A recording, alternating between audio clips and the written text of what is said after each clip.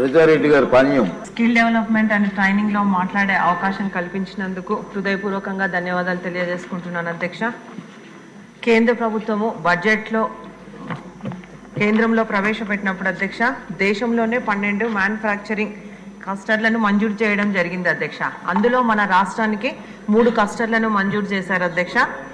మన రాష్ట్ర ప్రజలు మన కూటమి ప్రభుత్వంపై ఎంతో నమ్మకం ఉంది అధ్యక్ష. వారి నమ్మకాన్ని కూడా వమ్ము చేయకుండా మన ముఖ్యమంత్రి గారు అహర్నిశలు కృషి చేస్తున్నారు అధ్యక్ష. నా పాణ్యం నియోజకవర్గంలో ఓర్వకల్లు ఇండస్ట్రియల్ హబ్బులో 2800 కోట్లతో అధ్యక్ష అమౌంట్తో హబ్బులో మౌలిక వసతులు కల్పించడానికి మంజూరు చేసింది అధ్యక్ష.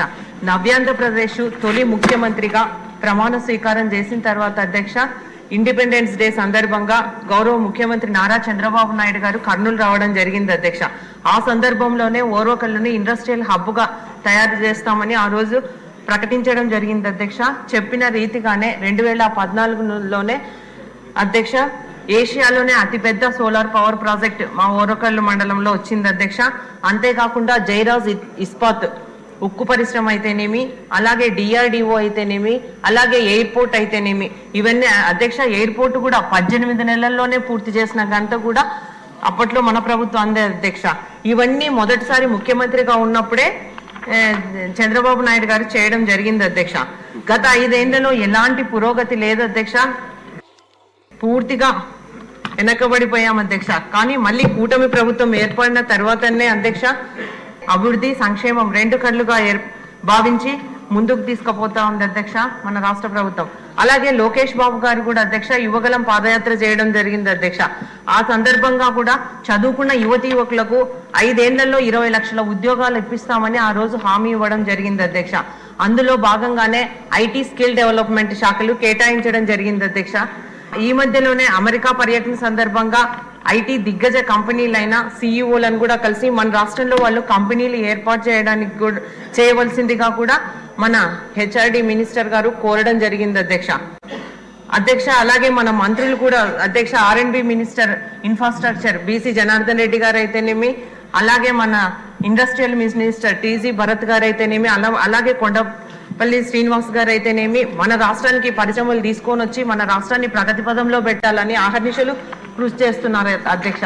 అయితే ఈ ప్రభుత్వము 2014 నుంచి 19 మధ్యలో అధ్యక్ష ఈజ్ ఆఫ్ డూయింగ్ బిజినెస్ అనే మంత్రంతో పనిచేయడం జరిగింది అధ్యక్ష. కానీ ఇప్పుడు మన ముఖ్యమంత్రి గారు స్పీడ్ ఆఫ్ డూయింగ్ బిజినెస్ అనే మంత్రంతో ముందుకు పోతున్నారు అధ్యక్ష. ఈ రాష్ట్రంలో ఇప్పుడు కూటమి ప్రభుత్వం అధికారంలో ఉన్నందున ఖచ్చితంగా పారిశ్రామిక రంగంలో అభివృద్ధి పదంలో దూసుకుపోతుందనే దాంట్లో ఎలాంటి సందేహం అవసరం లేదు అధ్యక్ష.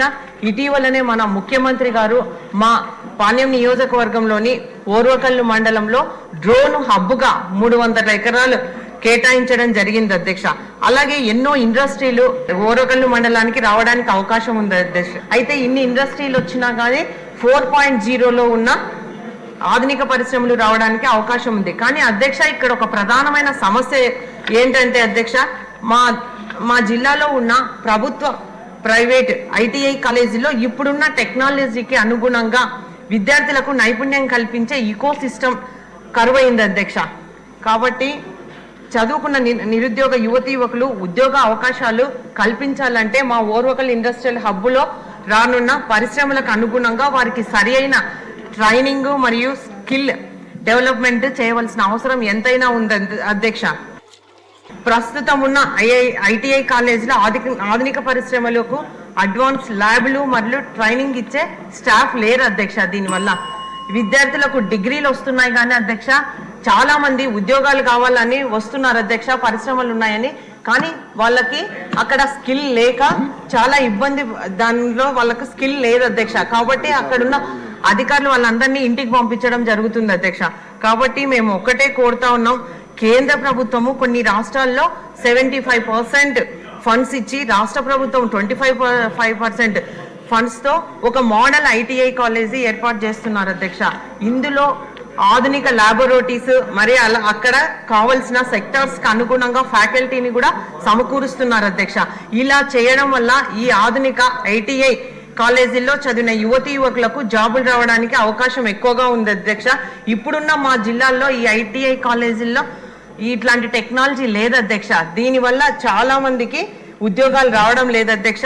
Additive, manufacturing, internet of things, artificial intelligence, mechatronics, auto CAD, CAM మొదలైనవి, లోకల్ సెక్టార్ అయిన సివిల్, ఆటోమొబైల్, లాజిస్టిక్ మొదలైనవి ఉండవలసిన అవసరం ఎంతైనా ఉంది అధ్యక్ష.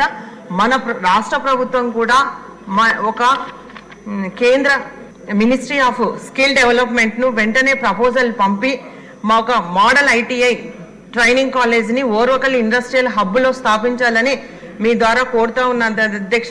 దీనివల్ల వెనకబడిన మా రాయలసీమకు యువతీ యువకులకు ఉద్యోగ ఉపాధి అవకాశాలు దొరికే అవకాశం ఉంది అధ్యక్ష. కాబట్టి కేంద్ర రాష్ట్ర ప్రభుత్వాల భాగస్వామ్యంతో మా పాణ్యం నియోజకవర్గంలోని ఓర్వకల్లు మండలంలో ఐటీఐ మోడల్ది ట్రైనింగ్ అండ్ కాలేజ్ని ఏర్పాటు చేయాల్సిందిగా మీ ద్వారా సంబంధిత మంత్రి గారిని కోరుతా ఉన్నాను అధ్యక్ష. థ్యాంక్ యూ అధ్యక్ష.